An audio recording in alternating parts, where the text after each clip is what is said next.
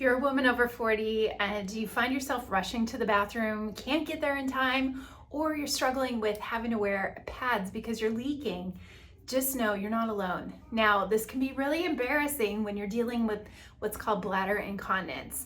But today we're going to talk through my top ways of managing incontinence, and so it won't affect your daily life and cause you embarrassment and frustration. My name is Dr. Dawn Andalone. I'm a pelvic floor physical therapist specializing in women's health and with incontinence. So many women deal with this, especially as they hit age 40 and beyond. As hormone levels change, you go through perimenopause to menopause and beyond. A lot of women think it's just because they had kids in the past, but that is not always the case. There are a lot of women that do struggle with incontinence. In fact, over 50% of women that at some point in their life are struggling with leakage. And it doesn't have to be this way. There are natural solutions, more holistic solutions, and ways that you can manage this for the better in the long run. So you don't end up in a nursing home, having to wear diapers and be embarrassed about it or limit your mobility for the rest of your life. So incontinence can affect your daily life, your social life, your movement habits, your exercise routine, but it doesn't have to. So the first tip is using the bathroom strategically, not constantly. I hear so many women that get caught up in this habit of, let's go to the bathroom just in case. I'm gonna take an exercise class, or I'm gonna go on a long walk, or I don't wanna be out in public and go to the bathroom, so I better go just in case. If you find yourself saying that, well, over time, this habit can actually be more detrimental because you are confusing your bladder.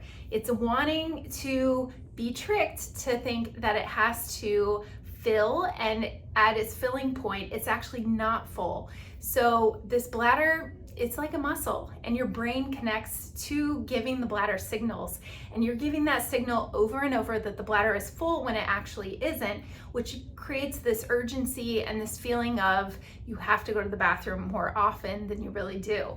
So think about waiting a good 2 to 3 hours between going to the bathroom. That is more of a healthy habit. And also waiting till your bladder is more full in order to actually use the restroom, not just going as a just in case all the time.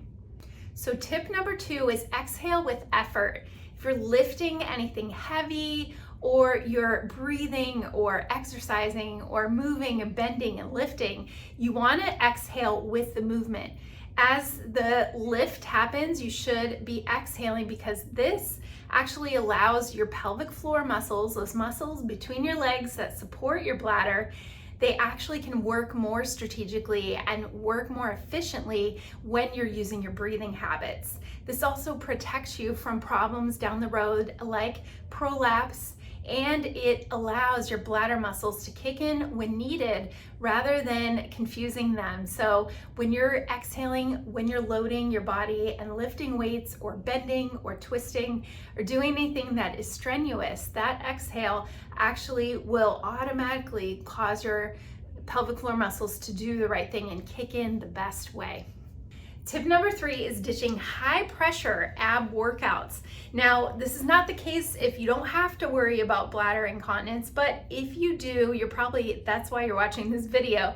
But we want to avoid exercises that are really going to put a lot of stress on your abs in a way that it's going to put extra pressure down on your pelvic floor muscles. And this way it can irritate any bladder related incontinence or causing your muscles to be under a lot of strain. And I'm talking about high intensity ab exercises like using an ab wheel or doing a lot of V sit-ups or anything where you're really doing a lot of double leg lowering. If you're in a Pilates class and it's more of a therapeutic type setting, then most likely you're going to be cued to breathe the best way while you're using your abs. And that's what you want to get in practice with. If you're doing a lot of high intensity moves and it's putting a lot of pressure on your core, but you're pushing out rather than drawing in those muscles, this may put more tension on your abdominal wall, creating more pressure and stress on your pelvic floor. So to summarize that, just be intentional with what you're doing for core workouts. Going back to some basic Pilates moves can be very effective for training your core if you're incorporating the breathing with it, and you can do it without pushing your belly out at the same time. So tip number 4 is using breath work to manage those urges. There's a couple little tricks that you can do. So if you're getting that urge to go to the bathroom and you feel like you have to cross your legs or run to get there, instead try this. You're gonna wanna count backward from 10. Instead of thinking about the urge, you're tricking your brain to think about something else. And so it's distracting that signal that's going to your bladder. So instead, if you're counting backward from 10, you can relax a little bit more and also use some deep breathing. At the same time, sit down, take a few deep breaths, or walk around, take a few deep breaths. And this way too, it will actually get those muscles to kick in the best way and distract you from feeling like your bladder's just gonna let go. This does take some practice, but distraction, little tips and tricks can be highly effective when I'm working on training someone for helping manage their incontinence symptoms. Now, tip number 5, mind your hydration, but don't over restrict. Many women think they should cut back on their water intake or stop drinking so much, and this way they won't have that urgency all the time. But actually the opposite can happen if you're dehydrated or if you're drinking things that are going to stimulate the bladder, like caffeine, high sugary foods, citrus foods, even decaffeinated sodas or coffee or tea can also be bladder stimulants, and therefore can tell your bladder to your brain, hey, it's time to go. So looking at what you're actually consuming, and if you're drinking water half your body weight in ounces a day and spreading that out throughout the day, and maybe just cutting back 2 hours before you go to bed with drinking more water and drinking more fluids. This can also be a great way to help your hydration levels, but also be more healthy for your bladder. So you don't want to over restrict your water intake, but make sure you're drinking the right types of beverages too.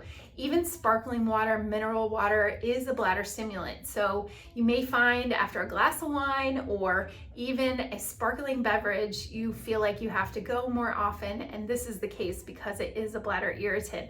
So even cutting those out of your diet for 2 to 3 weeks, see if you see a change.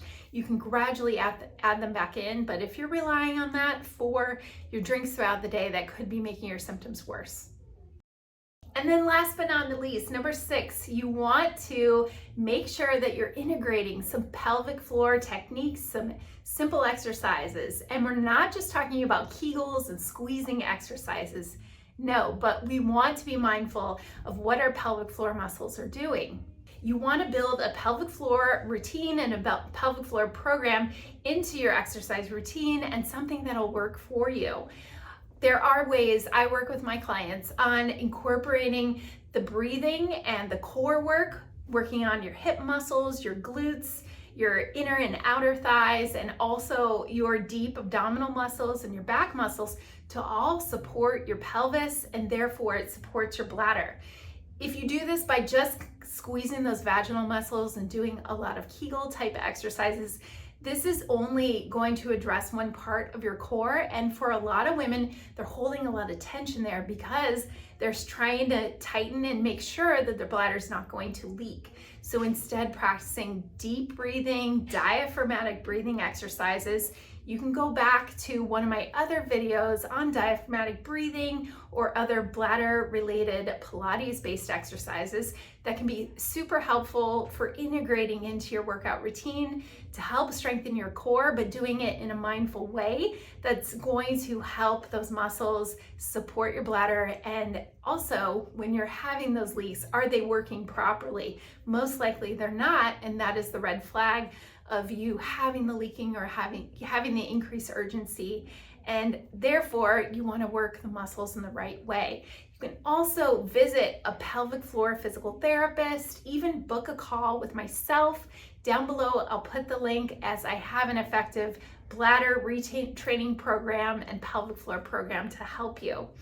So I hope you found this video helpful. There's a lot of holistic ways that aren't gimmicks, aren't medications, aren't surgery, in order to help control your bladder problem and also help it for the long run so you don't end up having invasive measures or weird gadgets in place to help you with your bladder control, or even have to wear diapers down the road. That's not what we want. So thanks for watching this video. I hope you found it helpful. Click below to subscribe if you haven't already, and I'd love to see you again in another video.